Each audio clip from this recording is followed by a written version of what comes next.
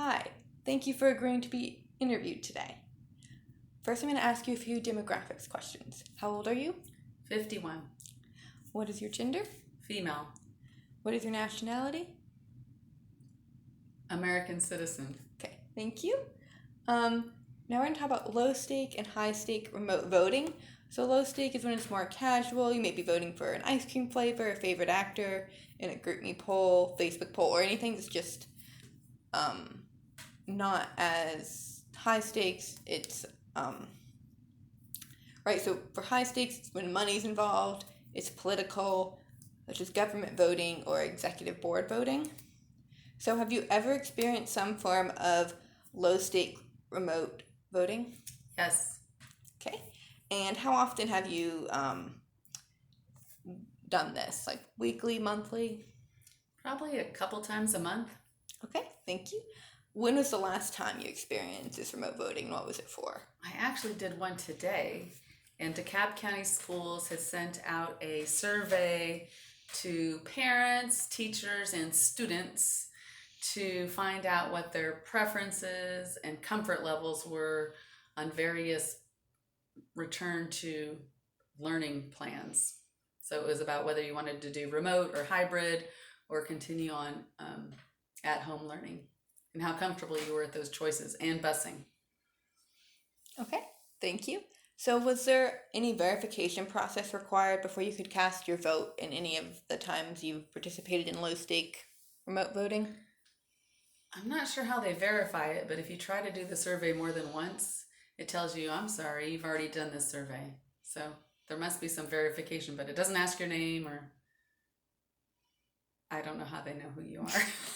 Okay, that's good to know. Do you know if there's any way it checks that you're like actually a DeKalb parent? You have to say which one you are. You mark student, parent, teacher, or none of the above, which then I don't know why you'd be doing it if it was none of the above, but I don't know. That's a good question. Okay, and how do you get access to the survey? I got an email, and that was probably through Infinite Campus. And Infinite Campus sends an email to one to a student and one to the parent. So maybe that's how. I'm curious if two parents can do it, or if only one. That is Because with Infinite Campus, I'm sure there's only one associated email for the parent, I would think. I don't know. okay. Thank you. So, more generally, what has your experience been like voting in low stake voting decisions? And were there any difficulties, any positives? I found it easy, and I generally like it. I think it's a nice way to get input from many people, like with the DeKalb County Schools soliciting input from everybody. I think it's nice that they're taking input. I don't know if they actually use it all, but the input they took at the beginning of the year, they actually put out a report with the data by student to parents and teachers on each thing that they had queried. So that was kind of interesting to just see how everybody was thinking about the issues.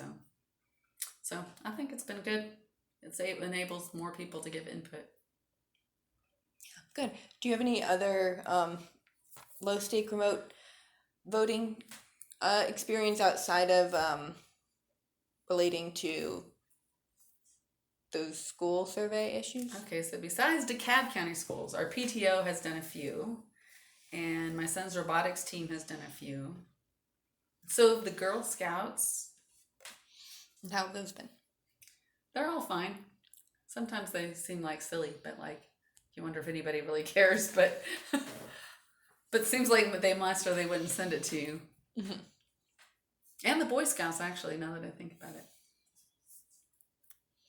Okay, so now we're going to go on to high stake remote voting. Have you ever experienced some form of remote voting for a high stake decision? Yes. Okay. How often have you voted or answered a poll remotely for a high stake decision? Probably a couple times a year. Okay. When was the last time you did this? A week or two ago, we there was a PTO budget for the year, and that was voted upon virtually by the general membership. Was there any verification process required before you could cast your vote? Well, actually, this is the first time we did it this way, and there was all kinds of problems. The first thing was, if you were a member, you were supposed to have gotten an email allowing you to vote.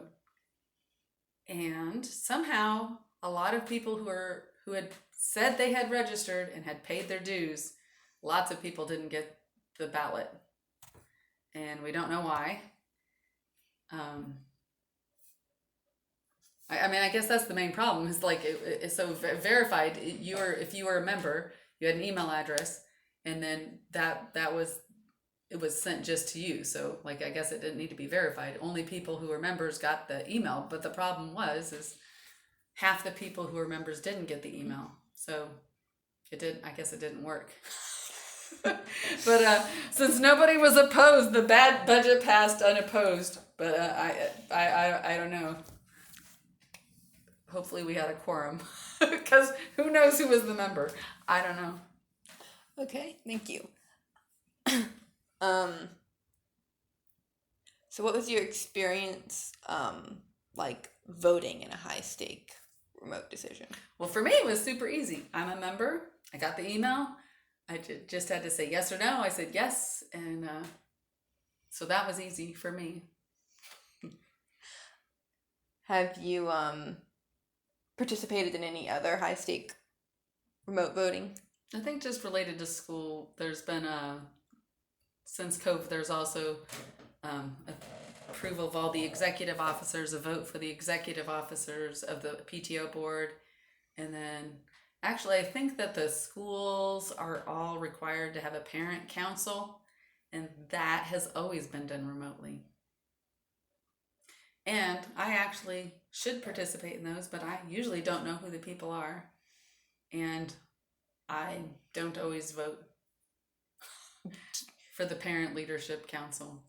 Are you aware of how to do it, though? I think so. Okay. I think they'll send you an email telling you to do it. So have you had any other difficulties or any other positives? I think I've had pretty limited experience in more high stakes voting. Okay. So now we're going to talk a bit more about government voting. So have you voted in a government election before? Virtually? Just in general. Yes.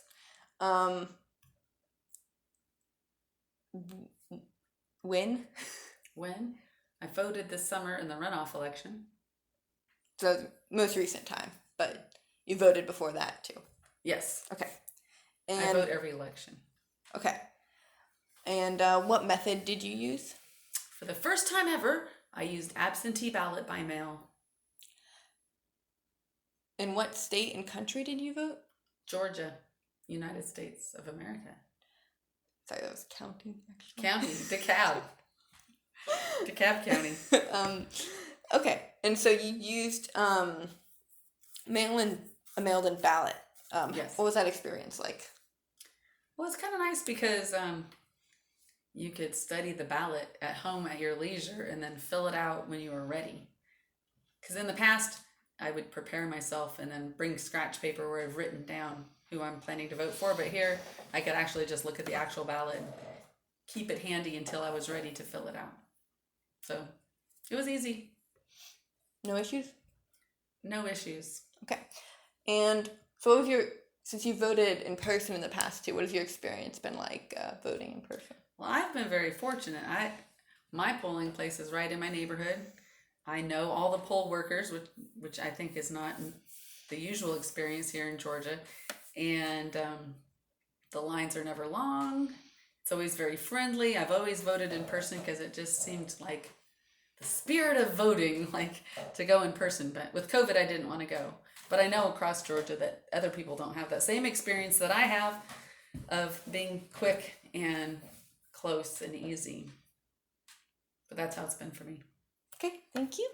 Have you ever registered to vote, checked registration status, or request a mailed-in ballot online before? Yes.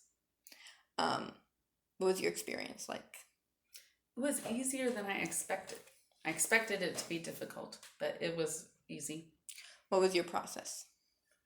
Um, well, today I checked my registration status, and I just Googled voter status in Georgia or something, and it came right up to my voter page. And then I just entered my first letter of my name, my last name, my date of birth. I think that's it. I think that was it. And then it came up, and I could see when I'd last voted and how I'd voted, like what method, what method I'd voted, and that my new absentee ballot request had been processed or received. So yeah, it was easy. Okay. Thank you. How do you feel about mailed in ballots and being able to like request them online and register to vote online? And I think that's great. It's convenient and easy. what is your opinion on, in the future, having more options of being able to vote online? I think that's an interesting idea. I don't know if any political elections are done online. I know that there are a lot of states where mail-in voting is the method. That is how it is done, and they have not had problems with fraud or problems with the election. But yeah, I don't know if online, if it could be secured, it would be convenient and probably less expensive, I would think. Unless security would be more expensive. Okay, thank you. Is there anything else you'd like to tell me about your remote voting experience? Not that I can think of. Okay, thank you.